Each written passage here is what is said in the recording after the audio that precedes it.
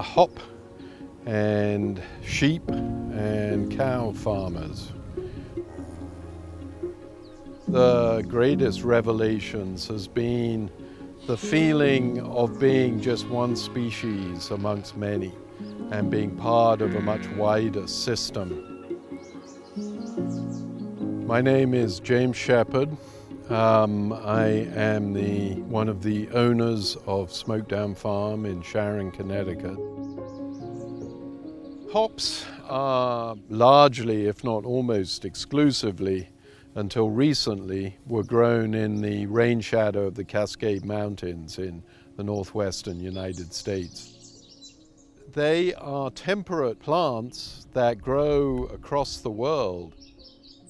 For good growing, all you really need is enough water, enough nutrients, and importantly, a long enough day length during the summer solstice on midsummer.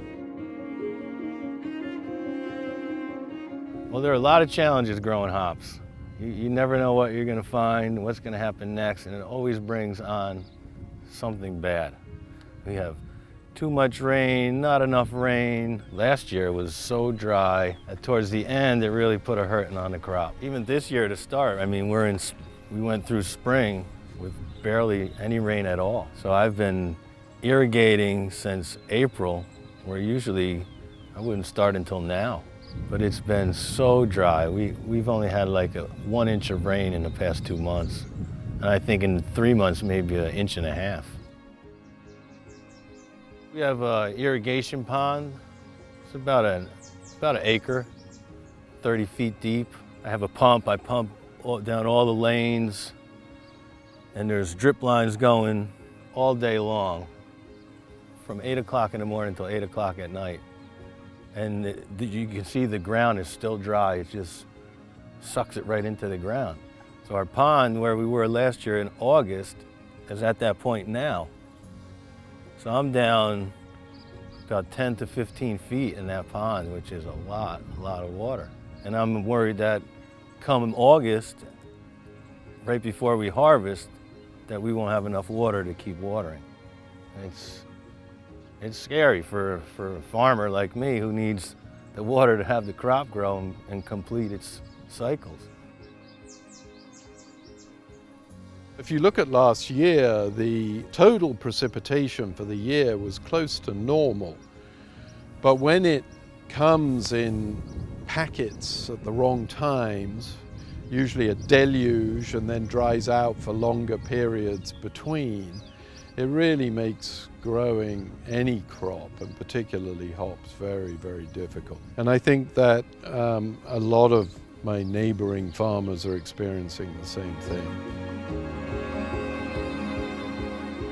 The basic thing with this global warming is that it's real. It's not like a made-up political thing. It's happening. I see it in the dirt. I don't see dark dirt. I see tan dirt that's dry, like it looks like cement. You can't even get a shovel into it. I don't know how it's gonna change. I mean, we can't manufacture rain.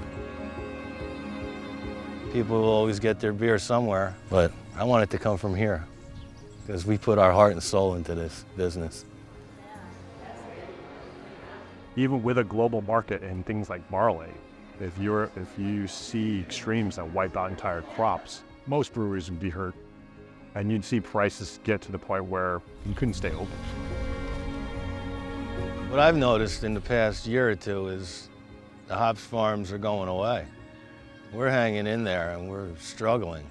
Other farms are backing out. And it's gonna happen is the prices are gonna go way up around here.